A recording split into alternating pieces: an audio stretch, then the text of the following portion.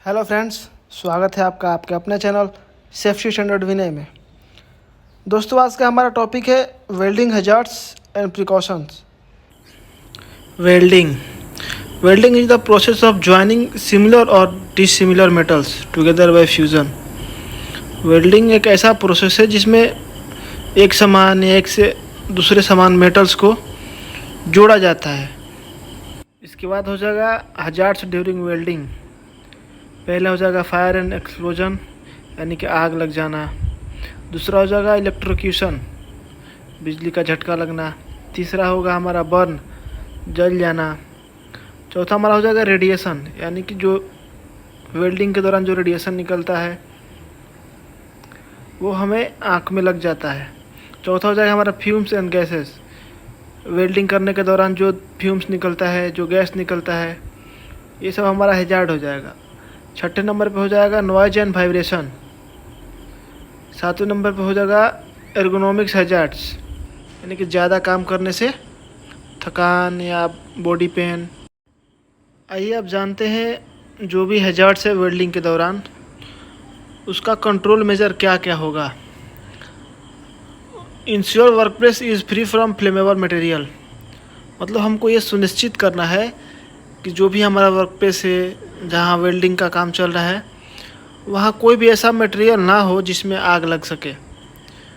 उसके बाद होगा welder must be skilled and trend, यानी कि जो भी हमारा वेल्डिंग करने वाला वर्कर है वो फुल ट्रेंड होना चाहिए, उसके पास वेल्डिंग का स्किल होना चाहिए, उसके पास नॉलेज होना चाहिए। उसके बाद हो जाएगा ensure proper housekeeping and good ventilation in work area, यानी कि जहाँ भी हम लोग काम कर रहे हैं उस एरिया में हाउसकीपिंग, साफ़ सफाई, लाइट की अच्छी सुविधा हो।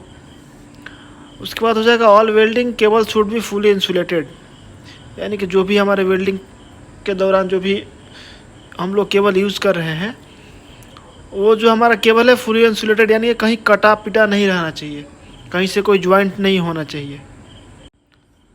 All welding machine shall be earth, यानी कि जितना भी हमारा वेल्डिंग मशीन है वो प्रॉपर तरीके से उसमें अर्थिंग का कनेक्शन होना चाहिए, क्योंकि अगर गलती से कहीं शॉर्ट सर्किट होता है या बॉडी में करंट आता है तो वो डायरेक्ट अर्थ में चला जाए, किसी को इलेक्ट्रोक्यूशन ना हो।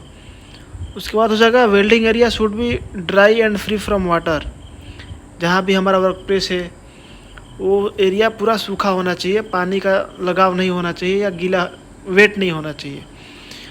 All cable connection must be rooted through ELCB और RCCB, मतलब कि जितना भी हमारा वेल्डिंग का कनेक्शन हो गया, इलेक्ट्रिसिटी का कनेक्शन हो गया, वो ELCB और RCCB के थ्रू ही होना चाहिए, क्योंकि अगर गलती से कहीं शॉर्ट सर्किट होता है तो वो तुरंत ट्रिप हो जाता है और किसी को करंट नहीं लगता है। उसके बाद हो जाएगा keep the fire extinguisher and sand bucket near the welding area, जहाँ भी आप काम कर रहे हो उस एरिया में आपका फायर एक्सटिंग्विशर होना चाहिए। अगर फायर एक्सटिंग्विशर अवेलेबल नहीं हो पा रहा है तो वहाँ सैंड बकेट होना चाहिए, क्योंकि अगर थोड़ा सा भी फ्लैश होता है, कहीं फायर होता है, तो वो रहेगा तो हम उससे कंट्रोल कर सकते हैं। उसके बाद हो जाएगा हमारा use mandatory PPEs like leather hand gloves, goggles, apron, helmet and welding shield, यानी कि जो भी हमारा मैंडेटरी PPEs है, मुख्यतः उसमें होता है वेल्डिंग के टाइम पे लेदर हैंड ग्लव्स होना चाहिए, गॉगल्स होना चाहिए, वेल्डिंग वाला एप्रॉन होना चाहिए, उसके बाद हेलमेट होना चाहिए और वेल्डिंग शील्ड होना चाहिए, जिसको हम लोग फेस शील्ड भी बोलते हैं। ये सब चीज़ अगर अवेलेबल है तो हम लोग हैजार्ड्स को कंट्रोल कर सकते हैं, कम कर सकते हैं।